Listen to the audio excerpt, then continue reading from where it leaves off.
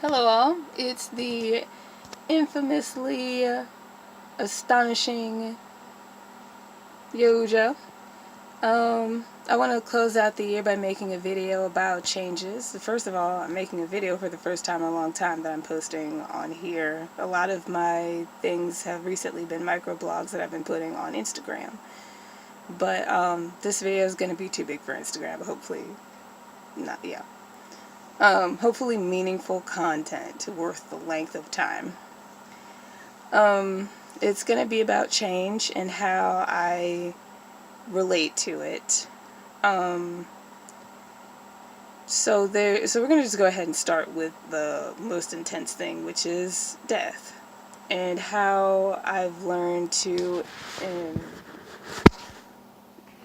how that's just gone in my life. About how it was when I was little, and I knew people wouldn't be around anymore, but I didn't understand, like, this is why they're not going to be around, to how it impacted my life as a teenager with depression, to how post-depression, for the most part, I still think about death and how that still impacts my choices. For me, death is why I live the way that I live, and I do what I want to do, and I say what I want to say, because I don't have time to waste. And on the other hand, I have all the time to waste. It is about my choice to spend my time as I choose around who I choose to spend it with. Be that I don't choose to spend it with a whatever have you type of shifty employer. I don't choose to spend it with toxic people. And of course I had the reason why I'm here and why I've moved, which is another change, is because I've pretty much had the final falling out, and I haven't made a video since I've been here about that. And I'm glad that those things happened, even though they were really shitty things. I'm glad that I'm here because I'm staying with my friends until I find another place, and I'm very glad to be with people that like me and that I like, because there's no substitute for being in a place where you don't dread coming home and you enjoy everybody that you're with and they enjoy you. And I will never tolerate toxic housemates ever again. And another change that's happened is my identity. I now have started identifying as transmasculine, as a trans man. I don't know if I'm going to take any steps to transition, but I am going to get a binder because I want to remain gender neutral, because I like wearing what I want to wear and stuff like that. I don't know if I'll ever try to go for top surgery or anything like that, but I like for my appearance to be flexible. And a binder is much easier to get than a chest plate or breast implants or whatever. And I've also, well, a lot's happened. I've also started my 7th job, and I might be looking for my 8th because I'm not getting enough hours at this job, but I'm definitely not going to quit it because it's a great job, and I love my coworkers. I love the elements of it. Where I'm cleaning now, so I like cleaning, and it's a solitary job where I just get to basically just hang out with myself for a little bit and, yeah, clean and actually get like a tangible goal achieved in doing my work. Okay. And it is my 7th job, and my employment case manager is like, the last email I got kind of an iffy vibe from. Like, it's definitely like, maybe you should consider looking into careers instead of just jobs, because this is like your 7th job. And I definitely can't argue. I should probably look into something that would,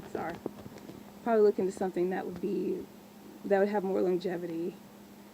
But right now I'm just really focused on enjoying my life and just avoiding being stuck in toxic environments. Like, I did that for 2 years straight. I'm not doing it anymore.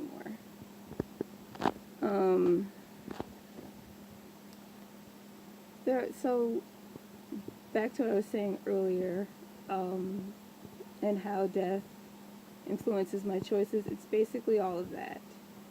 It's definitely how I choose to put up with certain things. and how I choose to don't put up with other things. And now that my situations has gone through so many changes, I'm sure, like, I'm also 30 now. Go figure, I didn't die. Um, and it's like also that it's like I'm 30 now, like no more 20s for me, even though late 20s doesn't seem that different.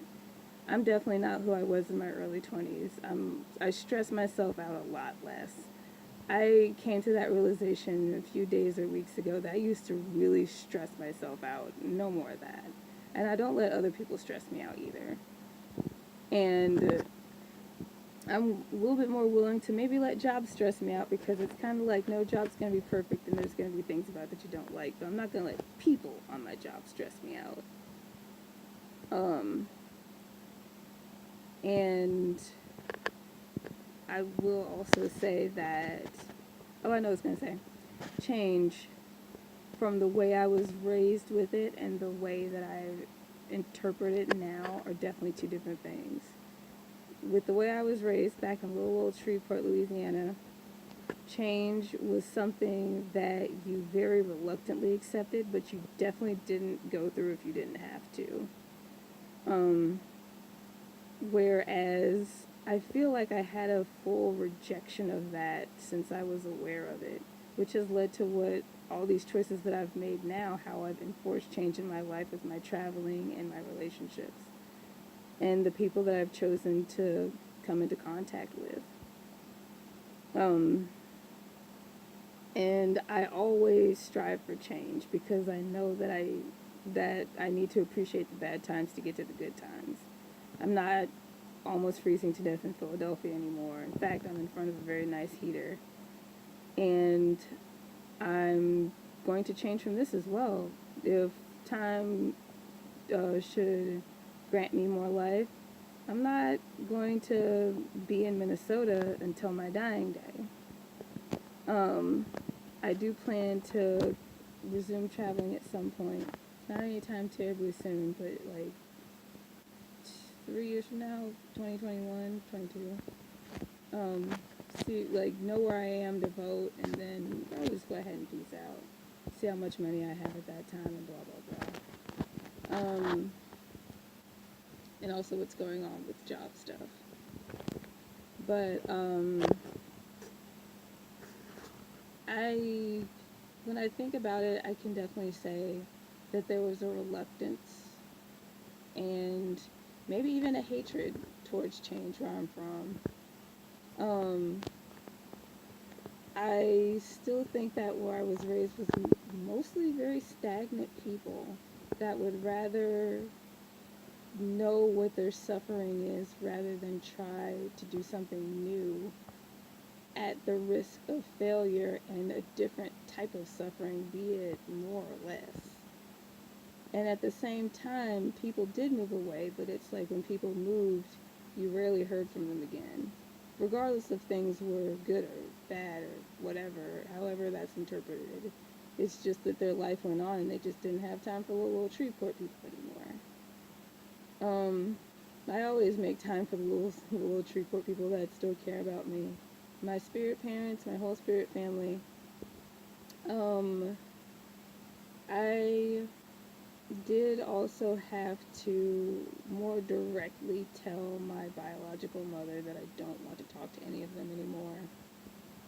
Not that that wasn't a decision that wasn't already made a long time ago, but she insisted on contacting me again, and I had to make it clear I'm not interested in any more relationship with you.